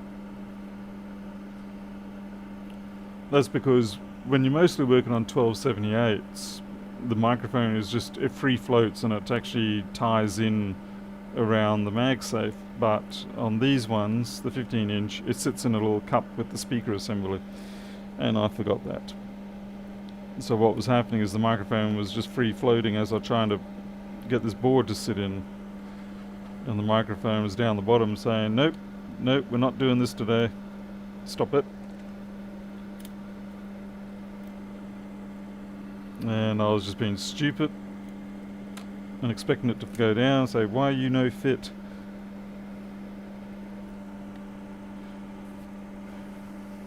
Oh, tantrum caps are fun and games. I mean, they do have some very good uses, particularly, and yeah, they did provide a lot of excellent capacity in a small package back in the day. But certainly ceramics have eaten into a fair bit of their traditional usage area. The downside of ceramics, of course, is that they do seem to be a little more vibrational sensitive, physical damage sensitive, hence why we tend to have them periodically dying with fractures and things like that due to drops. Maybe that's why Apple likes to use them.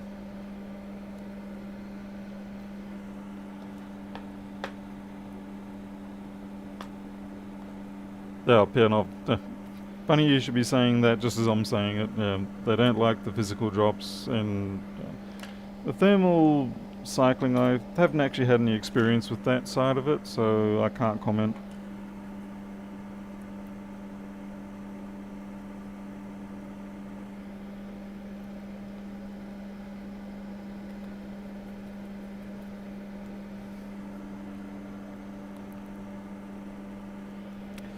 I've actually got a couple of those Pernov.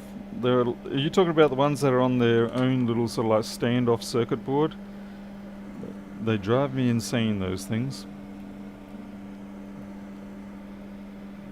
They almost always, when you hot air them, you just can't hot air the damn things because they basically drift off their little personal circuit board. So you pretty much can only reflow them like in an oven.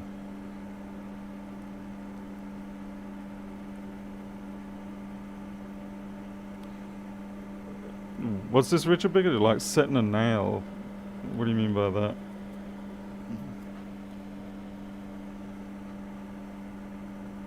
Oh, right, okay, right. So the thermal cycling causes the same sort of effect as the impacts and the... Gotcha. Thank you.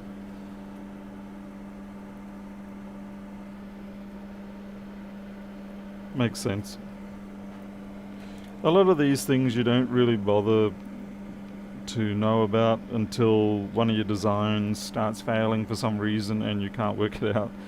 And that is at the point where you go back and look over your various data sheets of your parts and go, well, how's this failing on me?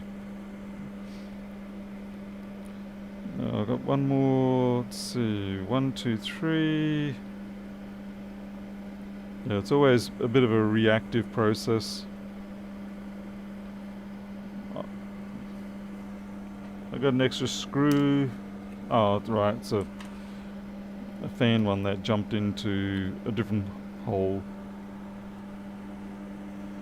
Can you still hear regular MLCs tick like, I don't know, I wouldn't know for that one. I can't hear them at the best of times.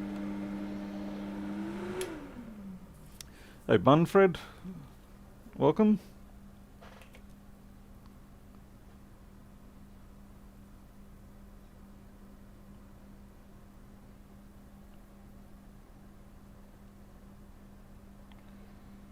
Pinov, did you ever do the replacements of the NEC tokens and just use 10 or 1200 microfarad ceramics, 1210 size usually? Ach, niemand, come on.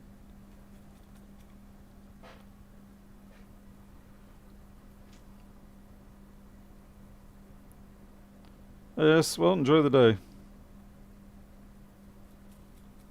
Hey, Paul Gal, welcome. Oh, come on, Luke. They were easy money, those things. I mean, I eagerly awaited the arrival of those Toshiba A200s and things like that, similar type, because it was such a quick and easy way of making 150 bucks. Honestly, though, it was easier than a TriStar.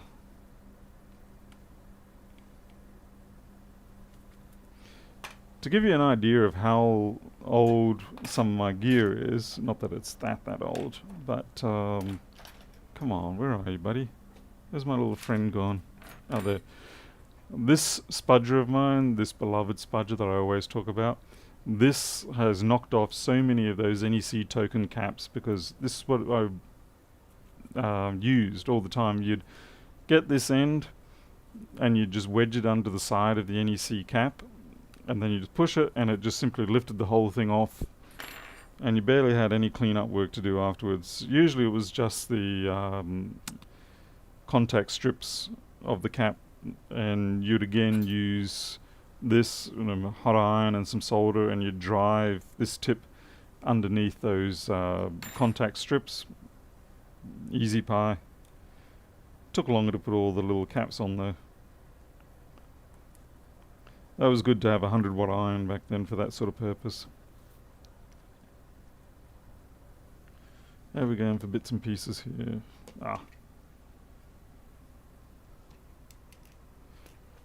Okay, you got one that didn't have the token in it. Interesting.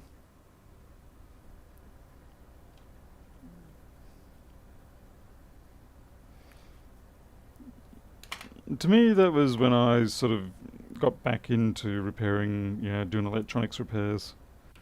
So that's sort of the era that I jumped back in. And it was a little while after that before I obviously encountered MacBooks. And that was only because someone thrust one upon me persistently. A bit like how I started with iPhones, although for me it started with iPods. I had a person and their kid's iPod was damaged. And I said, I don't do iPods, they're sealed things. What am I going to do with it? And they said, look, just try it. And so they actually ordered me the parts for the iPod Touch 4th Gen. And they said, just give it a go. Because they knew I was already doing the other kind of soldering and things like that. So I was like, fine, I will. And anyway, that's how I got started doing iPhones, at least. I could do those damn Touch 4th Gens pretty quickly after a while. I think the hardest bit was just simply doing the blind reconnection of the flex to the board, and then getting that EMF or RFI shield wrapped back around properly.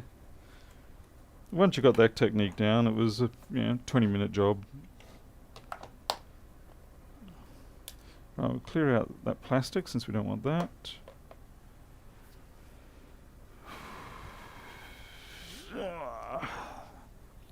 Yeah, it's a shame about this battery. Just seeing if it had a bulge in it, but it doesn't seem to, so that's good. I'm actually going to disconnect the hard drive. You know what I'm like when it comes to data safety.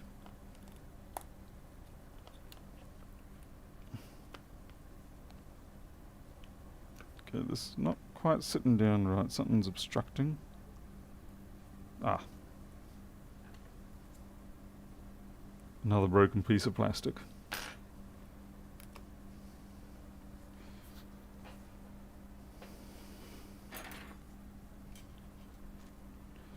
Barry, let's have a look, see what the current analysis. We've got 20 to go, 2980. Sorry, 24980. Is there a... I don't think you can do the live update count anymore because YouTube doesn't give that information out. Mr. Rossman, certainly not Parliament. No, God, no. A bunch of... Yeah. I can't really... I want to not... sorry, I don't want to lose my monetization on this channel, so I'm not going to express how I feel about Parliament.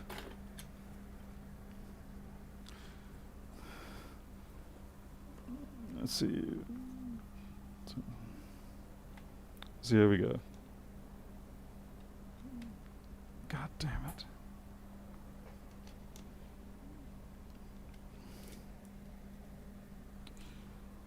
Mr. Daniels is going to have to put the bottom shield on because of reasons. There we go. Power on. Anyway, hello to you, Rossman. How's it going, Lewis? That is not going to fit. MagSafe 1, where are you? MagSafe 2. MagSafe 1. Oh, it's booting anyway.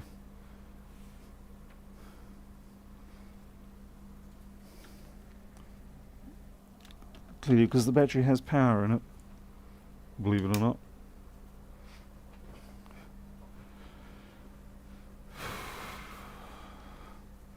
So, did Lewis leave any sort of specific insults today? Other than proclaiming I should go to Parliament?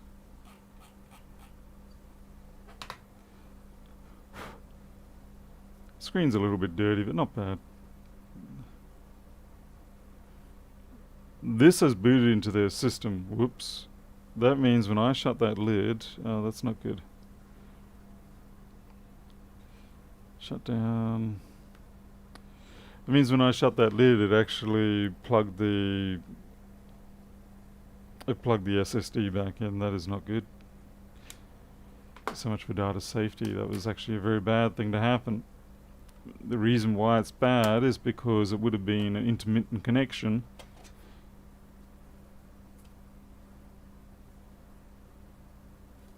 Spooky.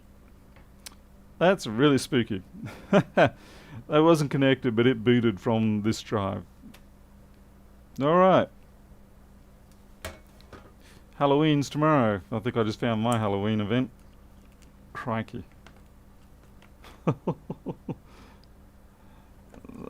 That was not supposed to happen like that.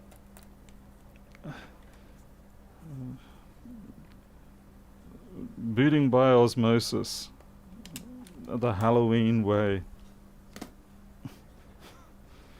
Alright, guess we'll just have to accept that we're going to have to plug that in. The reason why I'm having trouble here is because unfortunately while these MagSafe 1 connector things are good, the length here means it obstructs with my ability to use the boot stick.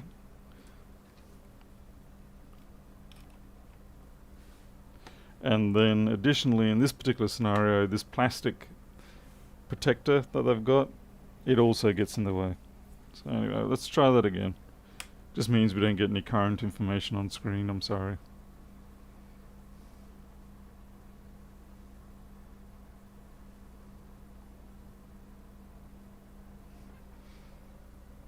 This is gonna boot.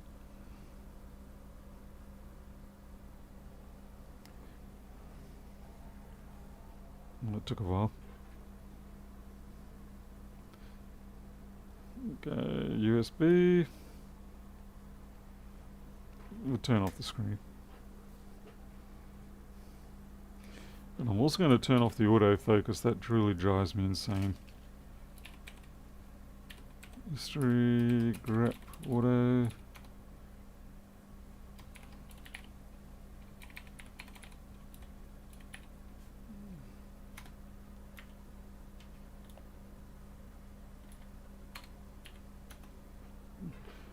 Okay, that should be good now. Yep, that's good.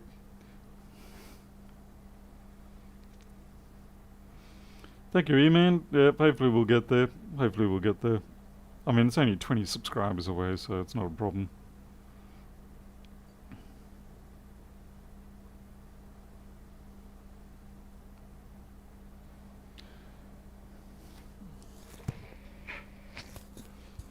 Okay.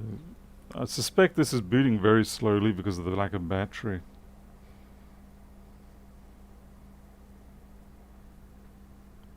Jackie Chu, thank you.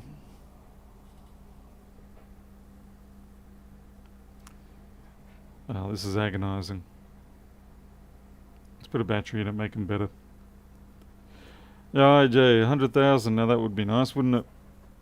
Okay, we'll just disconnect that. Let's put that battery back in and get a decent boot rate.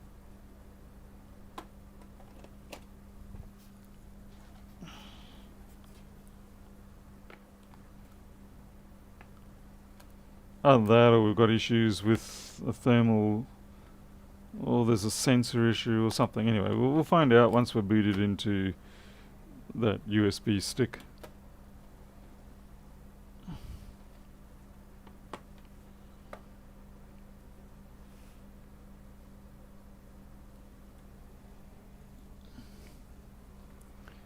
It does seem to take a while to come up to life for some reason. I'm not sure if that's normal on these. Oh, that was quicker.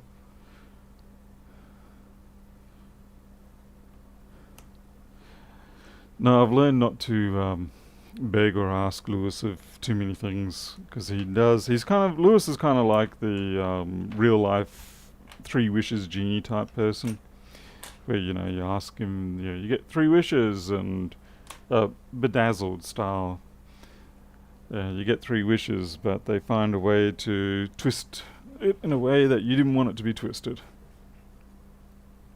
Just kidding. Lewis is a good bloke. He knows that I know he's a good bloke. He knows I would stand up for him. Unless it's a fight. I'm not going to stand up for a fight. I can get hurt.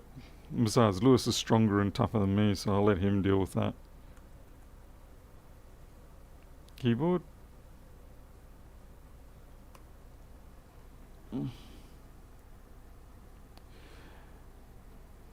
Yeah, Barry, I think they've eliminated that option these days, which I think is very rude. Okay, 92% battery. We're at maximum screen brightness, and it doesn't actually seem that bright to me. I don't know, is this just an age thing, or what?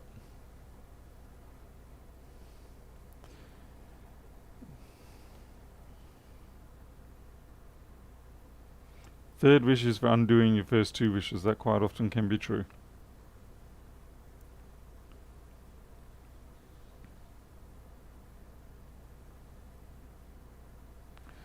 Power setting, you think, Barry? Alright, we'll have a look at that. It's running very slow. Even though it's got full battery. Temperatures are a little bit high. Like I'm posting... I know you guys can't really see this. Let's see if I can improve the situation for you. It's not much better. Turn off the microscope light. Okay. It's on AC. Yeah, I don't know why the brightness is so poor. I'll have to check with them. And the CPUs are definitely running hot. Like Core 1's running at 80, 90 degrees. Core 2's running at 90. And we're not doing anything.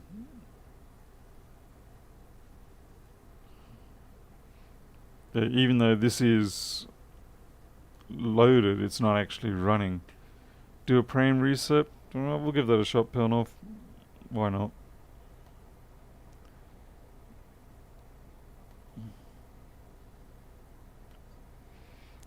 It's almost like the backlights are getting a little bit weak. Do these run... These must be running LED backlights, not CCFL. Because otherwise it would never the normal backlight driver. Yeah, I'd say it probably is original thermal paste. Agreed. Control P.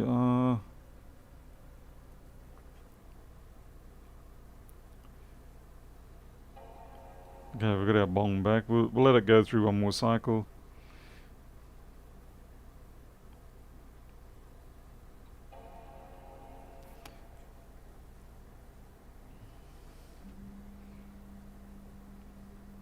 It's booting a lot quicker now. Let's see how it goes.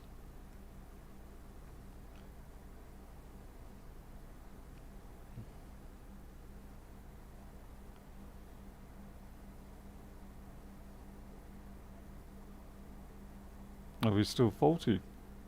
No, just had to have a think. What the...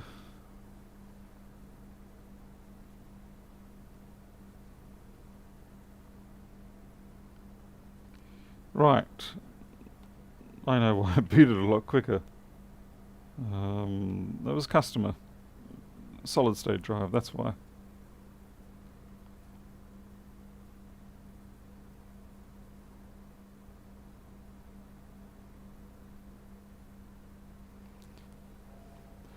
Fortunately, it was the email to me. Okay, this definitely feels brighter now, where you can see it's brighter, so maybe the PRAM's reset did the trick.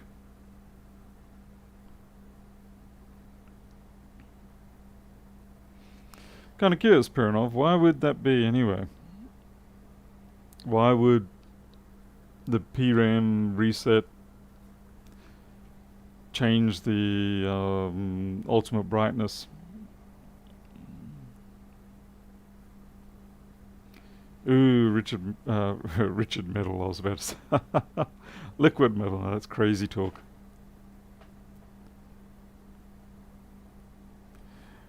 Yeah, you're right, it's probably super crusty. I guess we should, I'm gonna just tilt this towards me, just in case. Okay, it is my... Yeah, this is much better now. It is actually bright. You can yourself see it. It's... Yeah.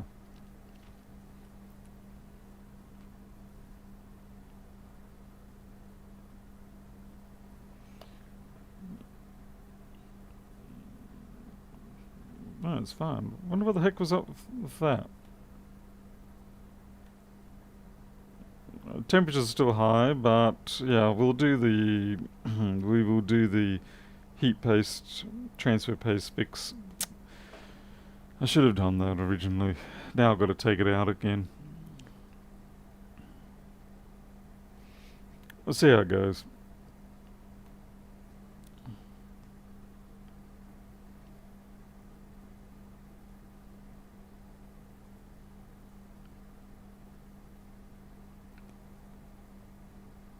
Probably should get about 3 to 5 frames per second on this.